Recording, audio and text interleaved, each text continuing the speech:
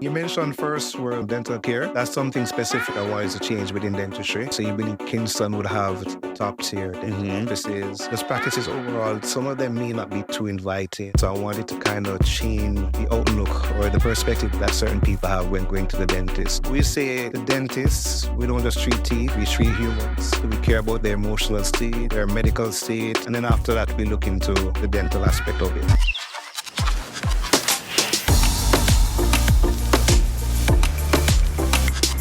Hello, Droppers, and welcome back to another video podcast episode. And if this is your first time visiting, a special welcome to you. My name is Winthrop Wellington, and I am the host of On Deck with Throp, where we have meaningful conversations with people from all over the world, all about Jamaica. And today we have a very special guest, and we will be talking about dental healthcare in Jamaica with none other than Dr. Kyle Murray from Natural Smiles. And it is my pleasure to welcome you, Dr. Kyle Murray, and thank you also for taking the time to sit down with us today. Thank you very much. It's been a pleasure being here. Thank you for inviting me. Ready to get started. Okay, awesome. So to start with, where are you from? Where did you grow up? Were you born? Give us that start. Well, I don't know if you know where we're located right now in Negril, but I am from Kingston, Jamaica. Mm-hmm. Originally born and grown. I went to St. George's College, and I'm now here on this side of the island, Negril, beautiful sun, breeze. Okay, excellent. And what did you, like growing up, did you come to Negril to visit at all during the summers or maybe Dream Weekend? I don't know. ATI? Yeah, apparently I came here all the time. I have memories I can't even remember myself. My father is from St. and he loves to travel, still has a quote-unquote country to him. So apparently we used to come to Negril all the time by West End when we were kids growing up. But my truest memories are ATI/Dream Weekend, whatever the name is, right? Revolving. And I would just come on summers. So being back here now, it's pretty different, pretty interesting, and amazing to have a business right here. Right. Yeah. And as you mentioned, you have a practice here, and then you also have one in Kingston. What initially drew you to Negril and to open your practice here? Because this was your first location, am I correct? You are so very correct. We opened April 1st, 2019, so roughly about 4 years we've been operating here in Negril. What carried me here? Well, I was working in Montego Bay with Cornwall Regional Hospital, that's government, and also did private work. A couple of my friends and colleagues, they were, I guess, more adventurous, or wanted more business-oriented. They practice around the place, and we're looking for areas that had minimal dentists or dental care, access to dental care. And it so happened that Negril, which was around the corner from Montego Bay, was lacking in dentists. And I immediately made a drive, saw it, I fell in love with it all over again. And I said I could do business here. Business on the beach, dental on the beach, vacation on the beach, and get dental care done. Could work. And I think that's how I ended up. Okay. Because you think, and we know like the money, so to speak, in Jamaica is in Kingston, the capital, rightfully so. And you would think a young budding dentist would go there instead of come to country. But you chose otherwise. You chose to go in a different direction. Yeah. I mean, I do love the beach and sun, so that was already a drawing factor one. And I wasn't worried about the money because the ratio of patient to dentist, from what we learned in the beginning, was minimal. So you could set up practice anywhere and access dental care and quote unquote make money. But I don't do it for the money. I need it for the care. Right. Because you were in public. You were in public practice as well. That is correct. So I was already in the mind frame back. I wasn't worried about making the money, but we're doing a good job down here. Okay. Excellent. And how long you said Cornwall Regional? That's correct. How long were you there for? And it was for a year. Afterwards, my contract in we call primary health care, which is areas that we go to. Honestly speaking, I lasted about 3 more months, but I wanted more. A lot of work. There was too many patients to treat, but I still do outreach programs and give back when I can. But after a year and a half, I went directly into private practice. And did you always have an entrepreneurial mindset growing up, even before you became a dentist? Is that something you wanted to do, like start your own business? I believe so. I think it was always in me.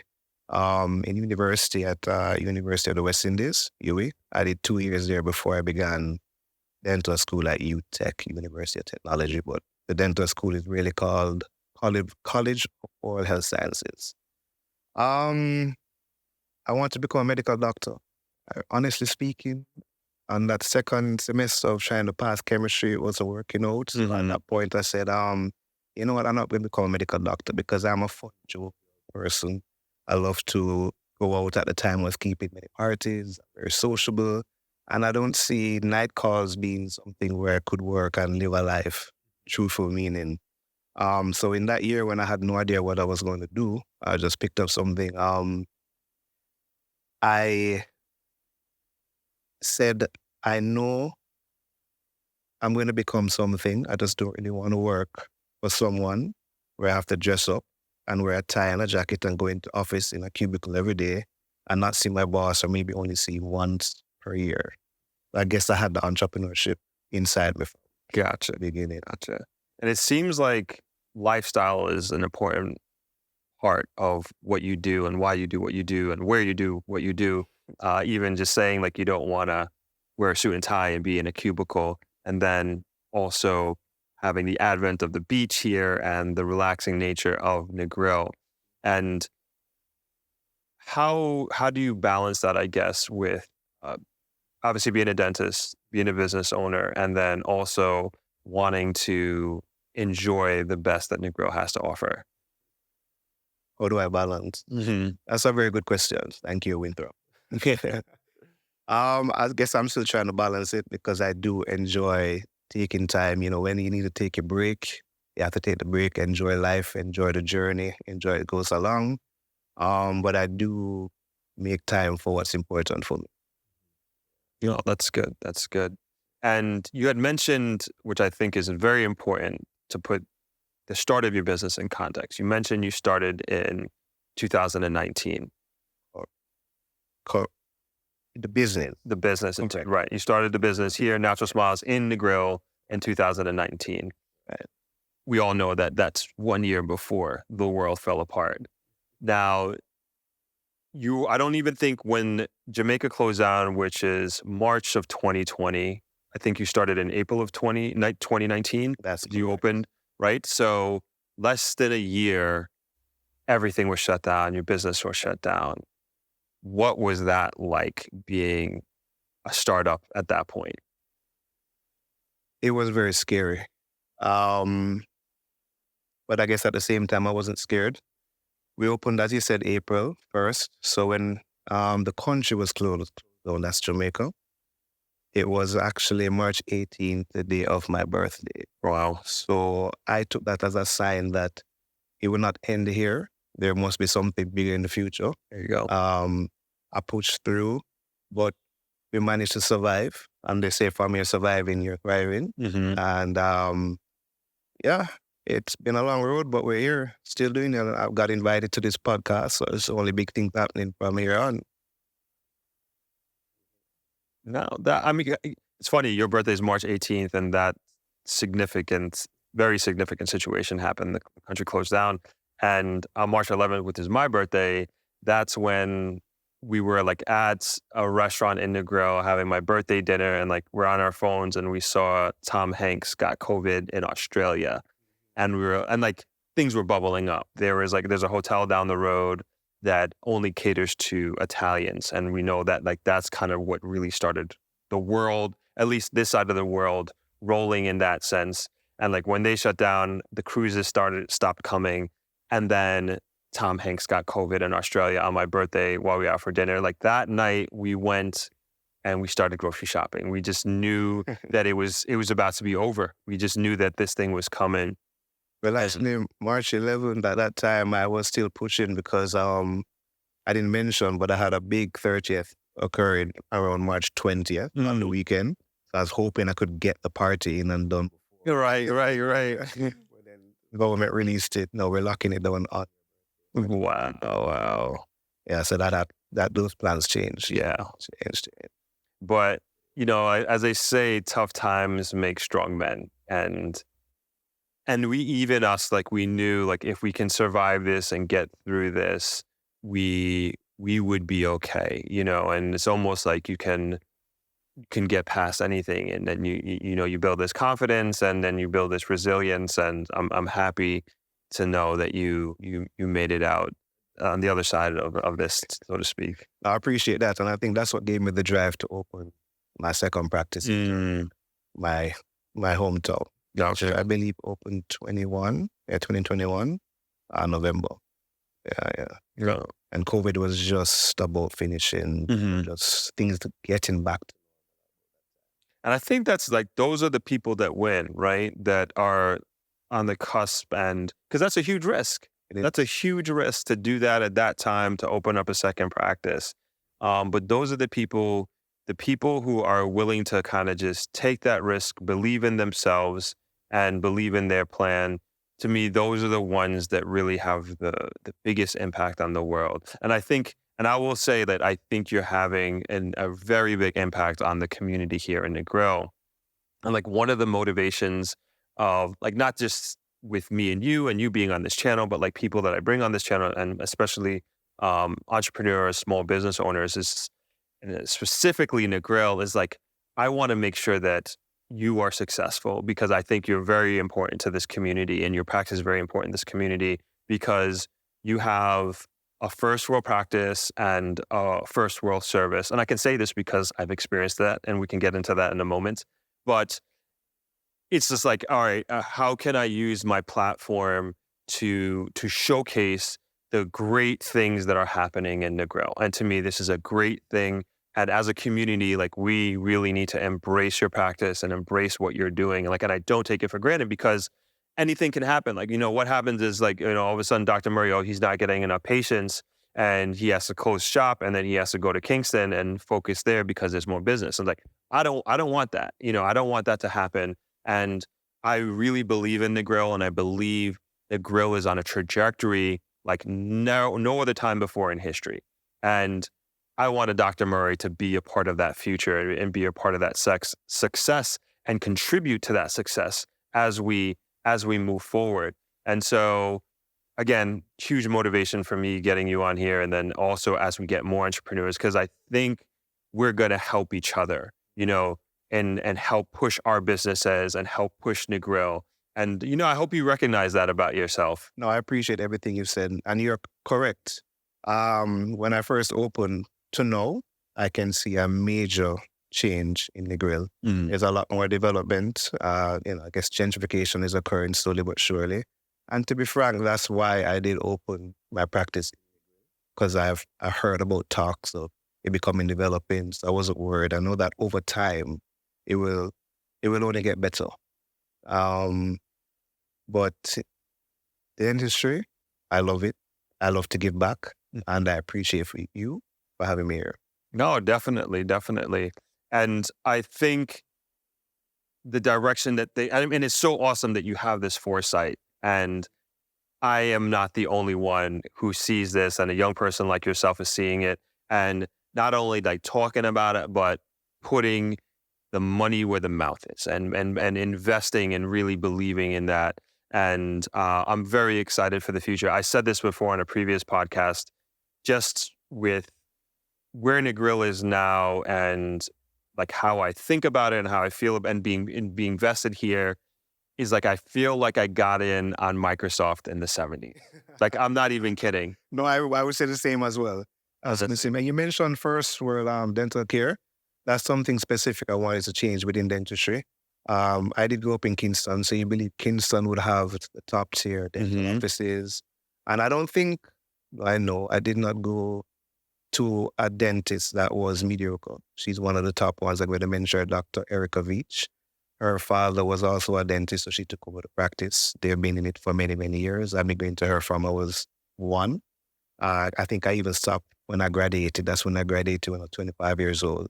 And those practices overall, some of them may not be too inviting. It could be very scary. So I wanted to kind of change the outlook or the perspective that certain people have when going to the dentist. Because just something simple as walking in and seeing somewhere that's nice and inviting could calm you and make you want to see the dentist and release any fear you may have towards seeing the dentist. And I think I am doing a pretty good job. The reviews at the beginning from patients have been top notch, and referrals have been.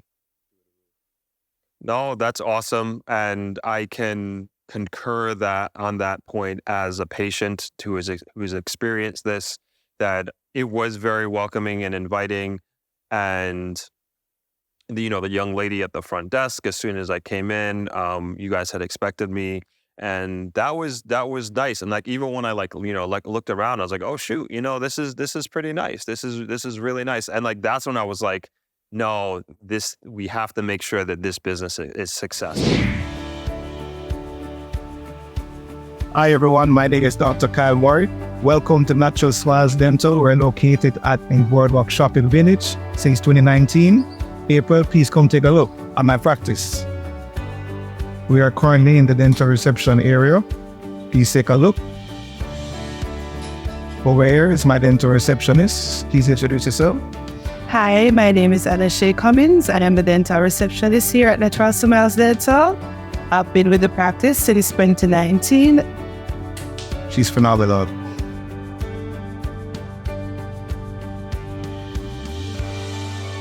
This is my dental hygienist. Please introduce yourself. My name is Vinisha Davis, and like you said, I'm a dental hygienist, and I specialize in everything preventative. Wonderful.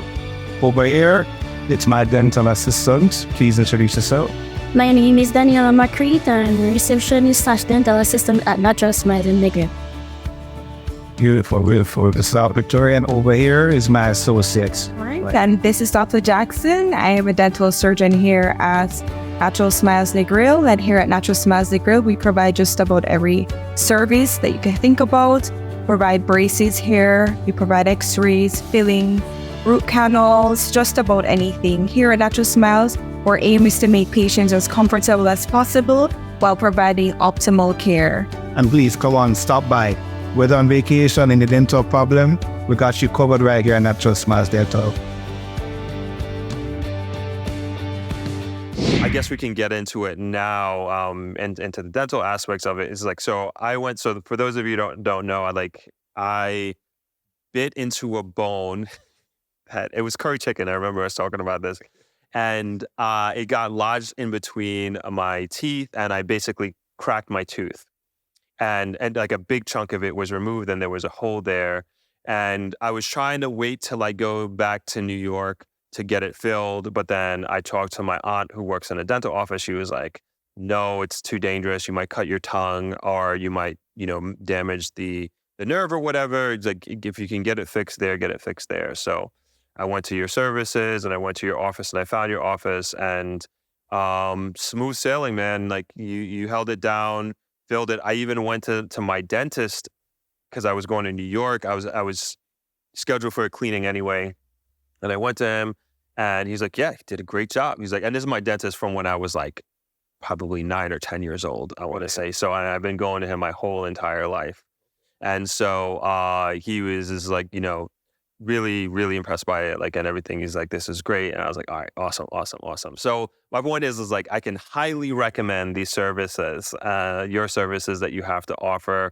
And then I would also be remiss if I didn't mention, it's like, and like I talk about this on the channel all the time, it's like the affordability of medical care in Jamaica compared to that of the United States, right? And then you always have the counter argument. It's like, okay, what's the quality like? It's going to be Jamaican, it's going to be third world. I was like, no, it's not. It's not. Like, that's like an old time mentality, and people don't understand that things have evolved severely. And I know you were talking about this before, about the quality of the atmosphere of your practice. And you have this idea, and I don't know if this is something that you created, but really like the idea of like a dental spa. And I want to get into that, but I want to start, I'm going all over the place, but I want to kind of stick with the understanding, hopefully, that I'm bringing here to the table to the people who are watching and listening, is that the quality of the care and services offered here is superb, on par, as I just mentioned with my own example, that co-signed by my dentist in New York City and Manhattan that I've been going to for since I was 10 years old. It's the same. It's the same. It's the same. Most definitely. Well, it's the first time hearing that your dentist from New York commented on my work. So I feel honored to hear that. That it's up to par. Yeah. The quality of dental care in Jamaica, yes, we can provide the same quality, which is what we do here. But it's more than just teeth. As a dentist, we have to care about our patients. We care about their health. Even morbid diseases, regular non-communicable diseases that you face daily. So we say the dentists, we don't just treat teeth, we treat humans. So we care about their emotional state, their medical state, and then after that, we look into the dental aspect of it. But yeah, we for sure can, provide just as much care as anybody else overseas. And people come here and love it. That's why a lot of returning patients, or I should say, migrating residents of Jamaica come back home for their dental care, for sure. I don't think this has really caught on, and of people, again, just medical care in Jamaica has come so far. I think it's very different from when I was a kid coming here now. And I think especially like the young practitioners like yourself who are coming up, like they kind of see this. And like even the way you said before of when you were assessing the market here and you were talking about the patient to dentist ratio here being low and seeing a gap in the market, I think that's fantastic. That's wonderful. And like that is a very progressive way of thinking. And then you, of course, are somebody who has been outside of Jamaica. I'm sure has have opportunities outside of Jamaica because I'm sure you didn't have to be here. No, I didn't. I could have chosen to be overseas, but I do love where I was born and raised, Jamaica. Can't leave. Right. So, and the opportunities here. And so I know a big thing people talk about is the brain drain that we're having here in Jamaica. And like you're a shining example of the opposite. And so am I. I did the opposite. I was born and raised in New York and I moved to Jamaica. And so I see so much potential here and so do you. And I think it's important, again, to highlight the fact that you could have taken your talent somewhere else, but no, it's here. The best and the brightest are staying here, and you're offering, again, world-class service to patients that come to you. And again, I encourage people, consider it. If you're on vacation, you don't have dental care in the United States or wherever, you want to get your teeth cleaned or you have a problem, root canal, whatever, come check out Natural Smiles. Yeah, for sure. I mean, in Negril, a lot of the patients I get who are tourists, the main problem is the crown. It's normally the front teeth that fell off. They go diving, swimming. Really? They give me a call. My crown just fell off and I need to take a couple more photos. Can you fix my teeth? Yeah, sure. Come on, we can fix it for you. Even weddings. They come for their weddings and right before they need something to get fixed because they need to smile. It fell off. So we're here saving tourists on their vacation. He did mention a dental spa. I have a friend now who opened her practice called Dental Spa, so I'm not talking about that. But that's generally what I wanted to present here in Jamaica. You know, eventually we're going to have the warm toes or the cold toes when you step in. Probably can offer some pedicures or manicures, but essentially we want it to feel like a spa, relax and calm during, afterwards. And the moment you step into our practice, you're part of our family. Amazing. I love it. I love it. And like, this is like the progressive thinking that I really like appreciate. And like, to me, it's like, I'm proud. It's like, we have this in Negril. Like, I'm so proud of that. You have no idea because people don't understand, like, it wasn't like this before. And it's not to say we do have a dentist in town here, but and it's no shame to him. Like, my dad used to go to him. I've never been to him, but I remember I had another emergency. This was like probably when I first moved here, and I went to Sav, which is about 45 minutes from here. And it was great. It was fine. But I can tell you, like, your practice is just a step above that. But again, we're talking about more than a decade, probably close to 15 years ago. And there's a big difference between that and also what you're doing now. Well, I guess what I could mention to touch on that topic is the dentist here in town, he has a couple practices, but you can only be one place at one time. Right. So if I didn't mention before, I studied here in Jamaica at UTech, and I was a part of the first graduate. So from 2015 onwards, there have been more dentists coming I to see. Jamaica. And a lot of them are not leaving. The ones, any resident before 2015, you had to go overseas to study to become a dentist.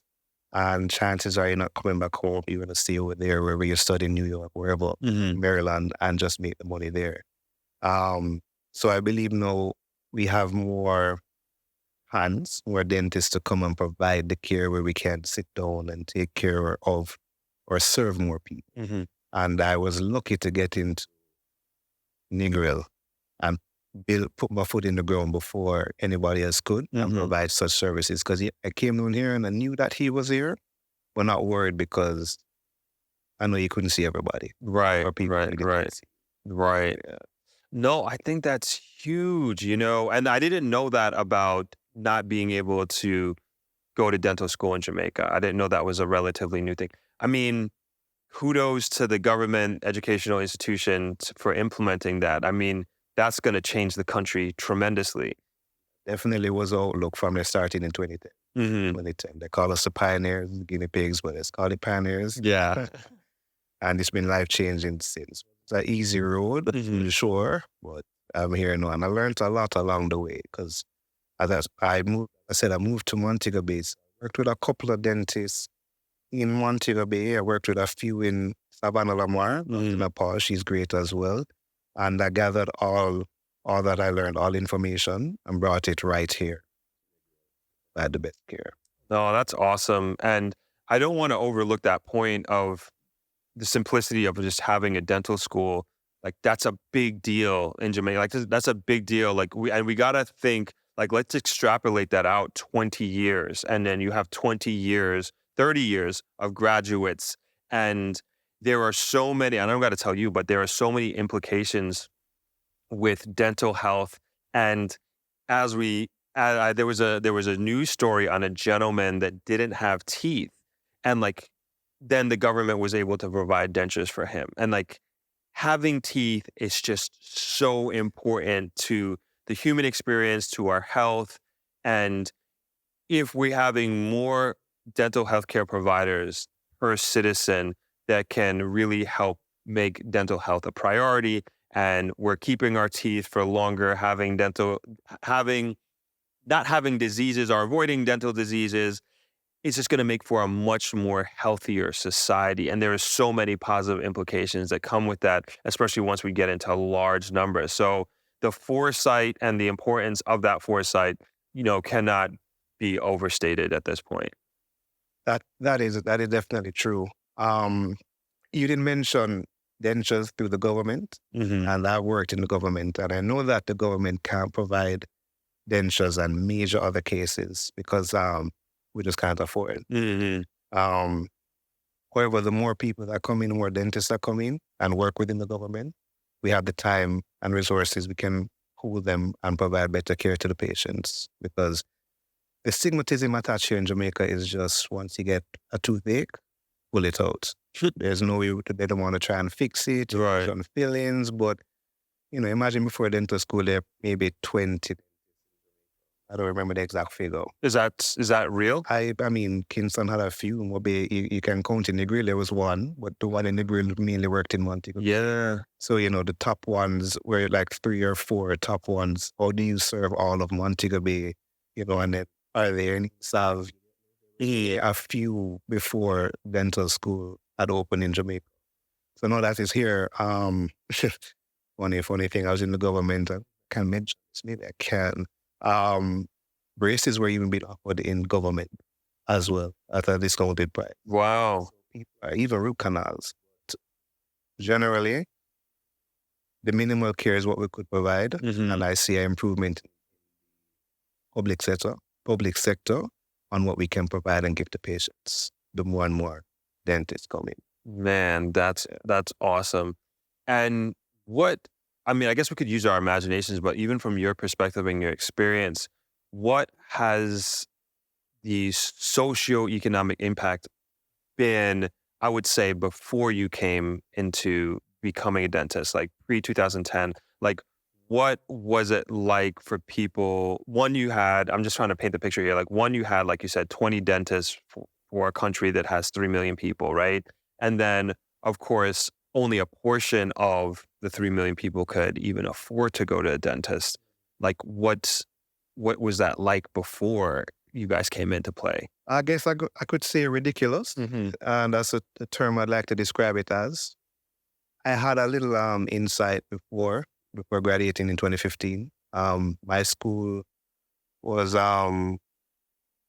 let's say, government-based. A lot of teachers and lecturers that were there were working within the government, and close to them, they gave their time, energy, sleepless nights to giving and giving and giving, when sometimes it seems that the giving is just not enough.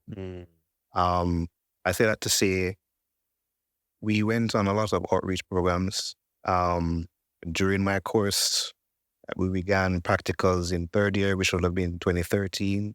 And from then, I was actually a part of a nonprofit put on by a colleague, a classmate of mine, Lauren Luyen. The nonprofit was Rush Up Jamaica.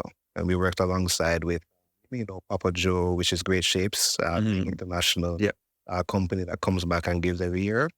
And we've been doing outreach programs almost every week, but we were eager. We're eager to give back, eager to learn.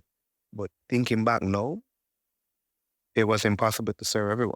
Wow. Definitely, we could do, as I said, where we could possibly save a tooth under a root canal, we have to just pull it out. We're going into rural areas. I'm driving about 2 hours into some mountains, I want to say bushes, and they set up shop and just try and give back as much as we can to the community, because a lot of them don't even have the bus fare to come off the hill, to come down to access dental care, much less, even regular care, food. So it was sad to see. And that's what pushed me to go into the government and give back as much as I can. So the socioeconomic aspect of it, I believe, is important. And I guess, what would you like to see? And I know you said that we have new dentists coming out every year and graduating, which is awesome. So happy and proud of that. But what would you like to see / or what do you think can be done in addressing, like you said, the people that can't even afford to take a bus to go see a dentist? What do you think could happen, and how can we address those people in a way that is sustainable and just makes sense? Well, I do believe our dentists here have been trying their very hardest from, I'm 33 right now, from even before my time. What can be done? I think we need some more resources from the government. Jamaica on a whole, I don't know how much money we can pump directly into dental. Yeah. So we're trying our best to maybe get some grants, and it's mainly just education, because dental care doesn't have to be expensive. If you're taking care of your teeth from birth, then you could just come for regular checkups. So really and truly, I believe the people that need the educating are the guardians and parents.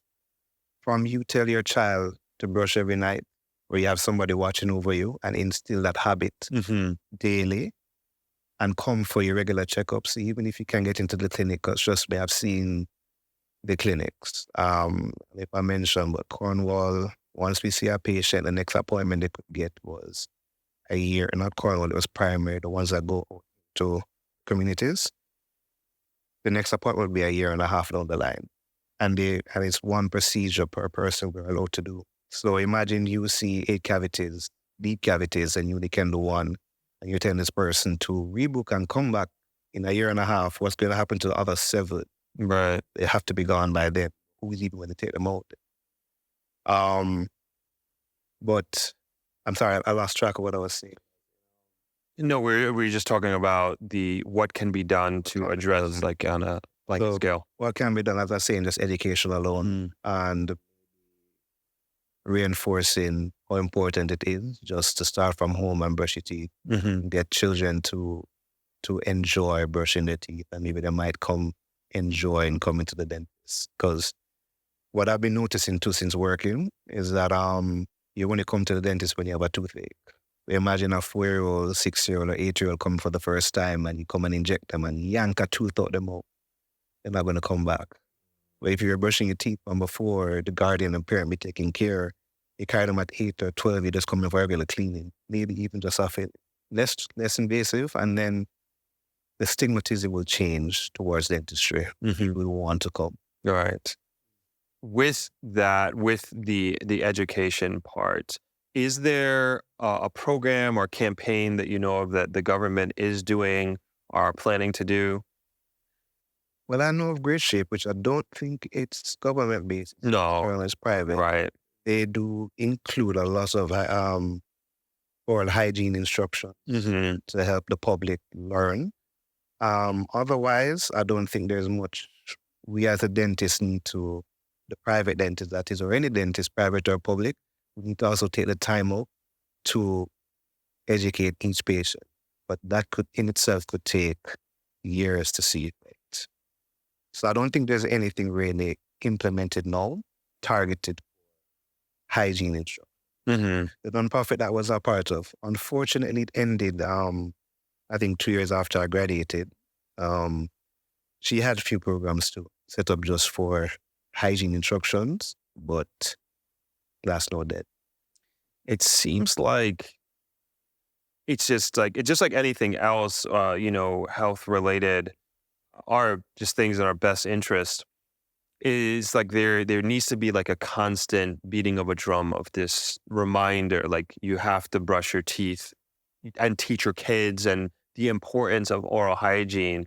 And these sort of reminders are like very important to just be on television or be just like, I would think this is just my idea of just like doing like an ad campaign, maybe just purely from the government, where it's just like one of these 5-second YouTube ads, like reminding kids to brush their teeth and their parents the importance of that is specifically targeted to Jamaica. And like before you watch a YouTube video, like you can see that, or this pay for like you have to watch this 10-second ad. No, that sounds like a very good idea. But I believe nobody has shown interest as yet to do it.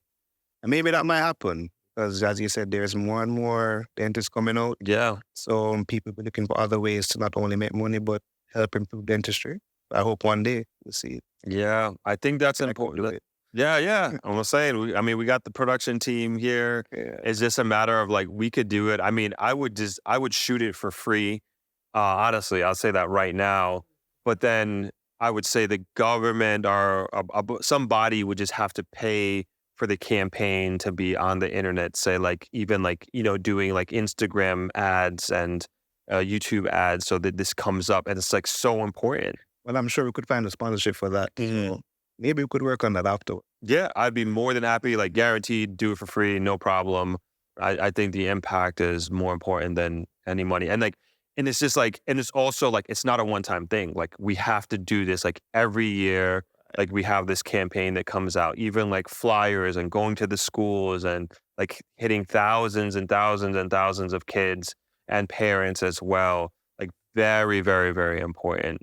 And maybe even just put it into the dental office meeting. Oh, there you go. Yeah. I tell people all the time, I give them instruction, they have to start. People look at me and say, your teeth are so pretty. I said, thank you, but I give props to my mom because she carried me every year, and I still hear a voice to this day when I go to bed saying, Kylie, brush your teeth, get up, go brush your teeth. You're lying to me, you're lying to me. I say, yes, Mom. I know I didn't hear the pipe. Brush your teeth.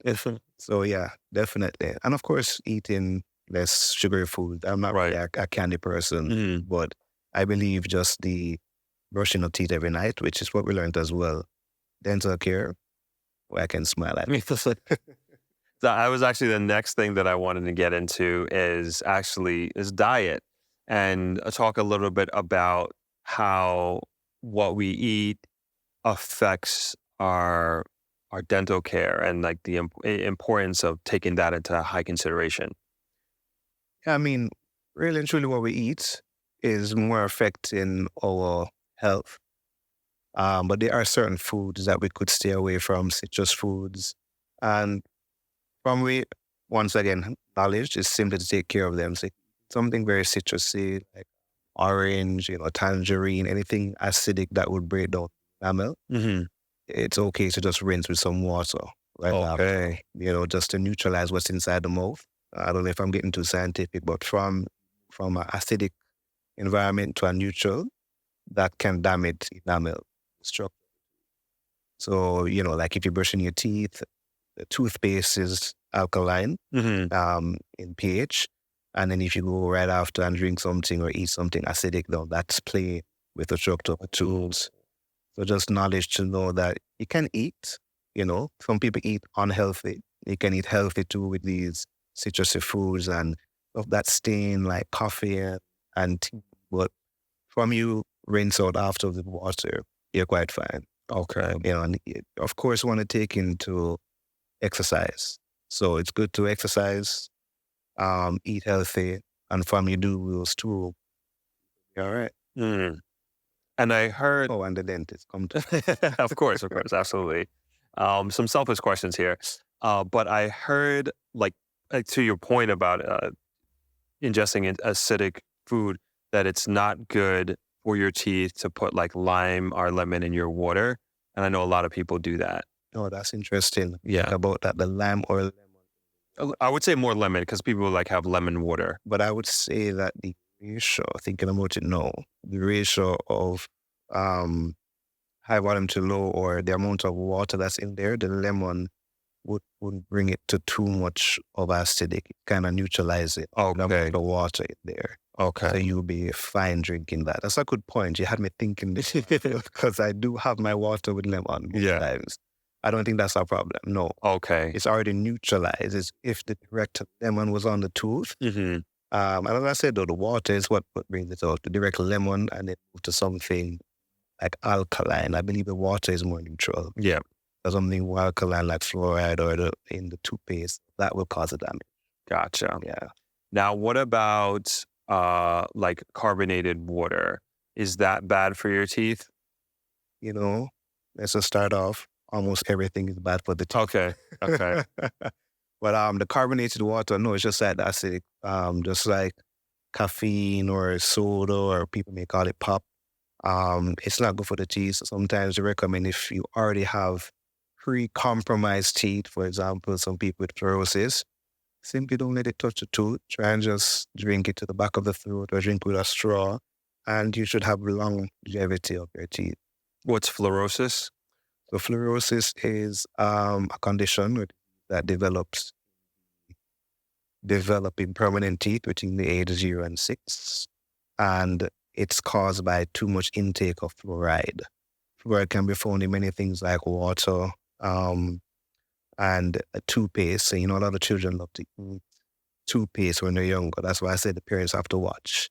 If you find that you send your 2-year-old, 4-year-old child to go brush their teeth, they could be in there pouring the toothpaste on the toothbrush and really drinking and eating and not brushing. That way they ingest too much, and they get it from the water. So when you pass a certain level, it damages the development of the permanent teeth and they come out white, chalky. You may see some people with different shades of, they may call it white or yellow, and it's more brittle. And that is fluorosis. When you damage the teeth and they've been damaged for life.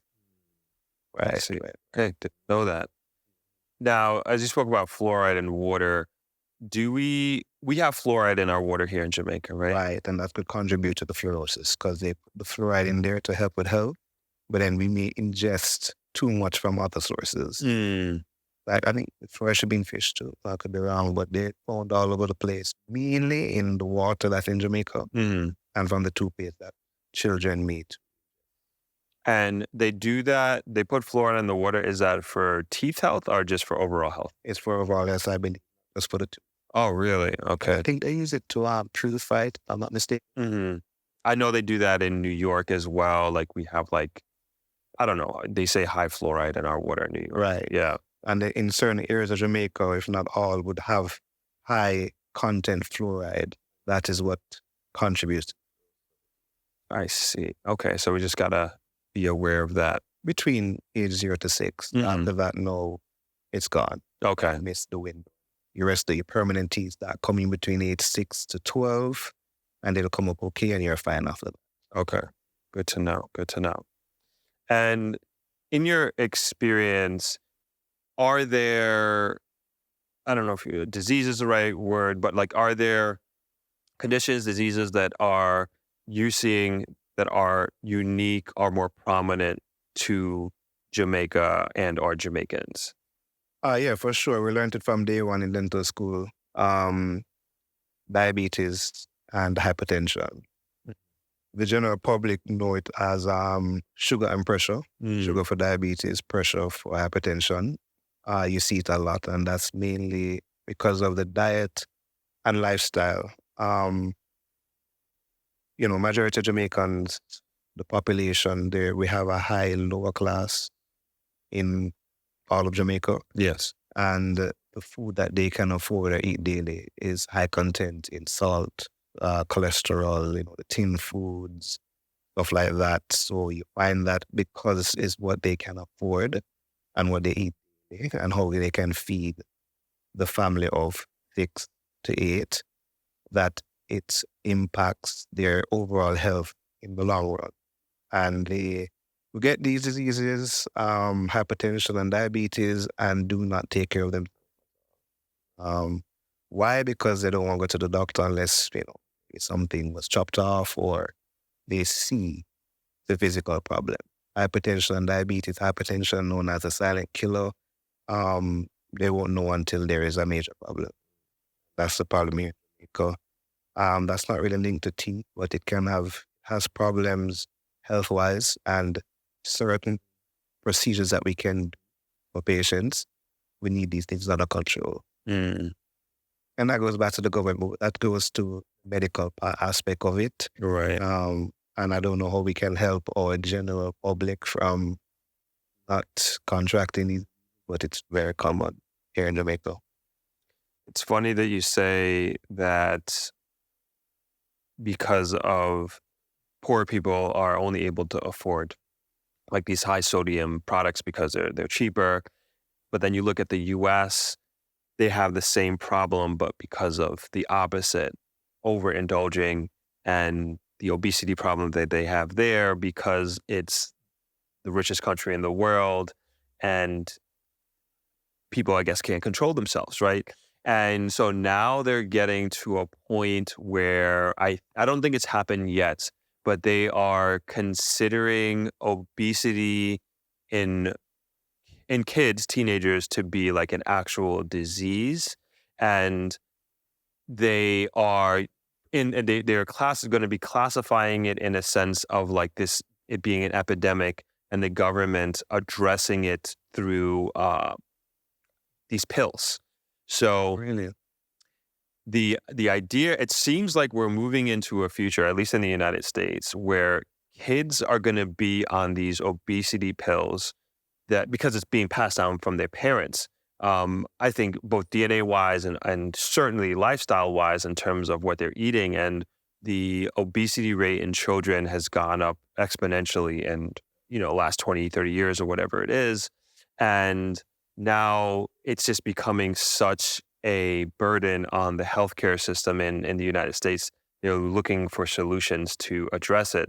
And so again, they're looking at these pills that these kids are going to take for the rest of their lives. And I always talk about like this conspiracy theory with big pharma and also just advertising and marketing, that we're just so brainwashed into having these overly processed foods that get us sick, and we're putting this poison into our bodies. So we fall into the system of taking these pills every single month for the rest of our lives. And these pharmaceutical companies want you to be part of that system, because if you want to stay alive or if you want to live a good quality of life, you have to take these pills, but you can't do it. And so big pharma and big food, they have to work together for this to happen, to get you sick and to poison yourself from an early stage in your life. And it becomes like this thing where poisoning yourself becomes an acceptable part of society because everybody's doing it. Like everybody is going to these fast food restaurants. Everybody is having soda or whatever it is. And like, I'm not saying this to judge people. I'm just saying it to be aware. I love McDonald's. Me too. I wish there was a McDonald's in Jamaica. And they closed down from my house when I was about 10. Yeah. Oh, when I used to land in America, the first thing I said, McDonald's, please, Mom. McDonald's. Same. Normally I would say McDonald's. Yeah. Right? Same. So like, my point is, it's like I am also, and I recognize that I'm also brainwashed and maybe have like a small addiction to it. And my mother tells me, it's like, you know why you love McDonald's so much is because I was having McDonald's when I was pregnant with you. And I swear, like, and then there's like the psychology behind being a McDonald's kid, the Happy Meal, the ball pit. Like these are all fond memories that I have as a child. And then the food is good and it's tasty. And here we are. Well, some would beg to differ about the food, but I do love the food. Yeah, same. And you know, we get caught up in this cycle, in this world, and again, everybody is doing it, so it must be okay. And we end up paying for it 20, 30 years down the road, and where we're just stuck on these pills. Well, you just brought up the conspiracy theory, which has changed the dynamic of this conversation. Because I do agree to you to some extent. When thinking about a conversation just before about the obese children, right, in America, in the Caribbean, you're not really seeing that as much. And I think that has to do a lot with our culture and the way in which we play outside, climb mango trees. I didn't grow up in country. Some people might hate me for saying I'm not a countryman. But since I'm migrated outside of Kingston, I've learned a lot of children get up, you know, they may have to walk to school. So I think the activity that you do as a child, you may have some chores that you have to do outside. Keeping active reduces the amount of, or the cases where children can become obese here in Jamaica. And I think that's the difference. Even though they're eating because of the lifestyle and culture that we have known here, it doesn't affect us till later on in life, consistent, like you see it in elderlies. Yeah. Yeah. But I believe you with the conspiracy. They are causing us to become sick and at the same time having us take these pills just to, you know, become richer. And I'm thinking maybe that's what's happening down here, why we don't have any of the advertisements to educate the public to brush your teeth from early. Parents, maybe some of the dentists actually want people to come back at a cost of the ones who can't afford it. No, man. I hope that's not the case. You know, I really hope that's not the case. But the education part of it is like, and then just like opening people's minds to it. And I agree with you that there is much more naturally of an active lifestyle in Jamaica here when you're younger, and just being outside is just like, it's just a priority, right? And then also like just track and field. Everybody wants to be like the next Bolt and is working towards that. And that has its own levels of inspiration as well. But what I wouldn't rest on that, because my fear is that we're very influenced by American culture here. And my fear is like that becoming more and more embedded into our culture. And from a diet perspective, that becomes the norm. And I hope that doesn't become the case. Well, we haven't seen a couple of years, right? Because I mean, Starbucks is down here now with a few the other cheaper ones. Yeah. It seems like it's almost inevitable at this point. But yeah, I guess we'll see. Like you said, I guess we'll see what actually happens. I do want to talk about, you had mentioned earlier your newest practice, which is in Kingston, and why did you feel that you needed to open practice in Kingston, and why when you did it in 2021? I guess I got to be real and transparent. Owning a business or being an entrepreneur, it's not easy. Okay, I'm sure anybody will know that. Anybody who's not is probably fearful of becoming. And once in it or starting out, not easy. My lifestyle, as I said, I needed a balance. So I was actually looking to open a bar, a lounge/bar. Friend of mine, a good friend from St. George's College, and we were going to do it in Kingston. So when we found the property, it had an extra building on there. Okay, well, people asking me to treat Kingston, coming to, friends from home, Kingston. And that's actually why I opened my second practice, because on the same property, the business for dental as well as the bar was going to be on. So I mentioned that I opened 2021 November. Unfortunately, the dream for the bar crumbled. I should say we went back to the drawing board. It's not over yet, but because it wasn't happening, I had to close down my location, that spot, 1 year, November 2022. And I just reopened my new location in Kingston this year, January 12th, which is not as big as where the bar was supposed to be. So to answer your question, why did I open a practice in Kingston? I wanted a second business as an entrepreneur, and where is demand? People have been asking. Okay. And where is that location in Kingston? This location now is on Polo Road, 94M. It's at a Texaco gas station called the Wong's gas station. Popeyes is located. I'm in that plaza. It's so weird who goes to a gas station for dental care, but that's exactly where I'm located, in the Texaco gas station where the Popeyes is upstairs. Okay. Because you get a lot of things done there. Yeah, for sure. A couple of other shops there as well. Okay, awesome. And then how do you balance your time between the two locations, Negril and Kingston?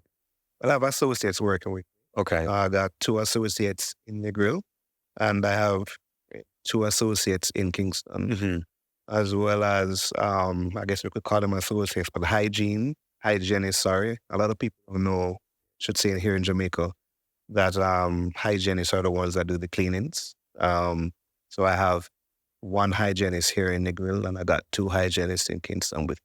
Oh, great. And so that's how I manage. And I come back down here to Negril to treat my braces patients. I never mentioned, but I just finished my continuing education studies. Rando, re-braces. So I'm now official and do braces here. Okay. So would you be considered an orthodontist? Okay. Can practice, because in the scope, I'm going to call anybody looking at me right now, which Kyle, you are an orthodontist. But from my understanding, many people here in Jamaica, not here in Jamaica, because the law states that from a dental surgeon, you can practice anything within the dental scope once you know your limits. If you believe you can't handle the case, you must know to refer. And a lot of people here who are practicing dentists, that is practicing orthodontists or braces, they only did continuing education or certain studies. So technically, yes, I am, but I didn't go back to orthodontic school. Yeah, so I come back here and I just really want to focus on braces. That's where my passion is, as well as surgical extractions. Any other procedure, we provide everything here in Negril at both practices, that is, except every dental procedure except implants. I'll get into that soon. Okay. No. Can you just give us a quick rundown of those services that you offer? Sure. Of course, cleanings. We do fillings, major fillings. We do crown build-up. We do veneers. We do dentures. Common public know it as plates. Wait, sorry. Veneers are not surgery? No. Veneers are white. When they get white teeth, when people come in and just want a white smile. Yeah, those are veneers. Caps you put over the teeth. So technically fillings. Okay. They're not. They're veneers that cover the whole teeth, the whole tooth. Okay. What else do we offer? Braces, surgical extractions. We do canals. Technically anything. Did I miss anything? I think those are all the procedures that can be done. Only thing I don't do is implants. Okay. Oh, sorry. That's what I meant. I thought veneers were implants. Sorry. So, okay, we do crown. So after you do an implant, which is just we need to put the tooth onto the implant. So some people may call them crowns, some people may call them veneers, but it's really a crown that you put onto the implant. I see. Okay. Right. So that's, as I said, the implant, I'll get into that soon, but I do the crown, everything is crown and bridge, and I think, no, that's everything that's offered. X-ray. And I don't know if you mentioned it, do you do teeth whitening? Oh, I forgot that. Yes, we do teeth. Okay. I should have had the list. But just type in services, we do everything. And just do everything except the implants. Yes, we do teeth whitening for sure. Okay. Because I know that like that has become very popular. It is. It just whitened my auntie's tooth yesterday, and she was over the moon. Anniversary tomorrow. Today. Yeah, tomorrow. So she has her teeth all white. Awesome. Yeah. No, that's great, man. That's great. And I think, like I said, I think this is a great service that you have to offer Negril, and you're right in line with the direction that Negril is moving. And I think we covered a lot here today, and I think people are gonna have a lot of questions about your practices, your service, and even just these health recommendations that you've had about proper health care. Where can people get in touch with you and find out more about Natural Smiles? Okay, we do have a website called Natural Smiles, JA, that's smiles with a S, NATURALSMILESJA.com. That's our website. You can also do bookings there as well, make an appointment through the website. You can also find us on Instagram, Facebook, all the major social medias. The name of it would just be the same, Natural Smiles GA. You can also email us as well, naturalsmilesga@gmail.com. Okay, awesome. And that is the name on Instagram and Facebook, yeah. Okay, awesome. Well, Dr. Murray, I want to thank you again for taking the time out to sit down with me. I thought this was very informative. I know I learned a lot, and I'm sure everybody out there learned a lot as well.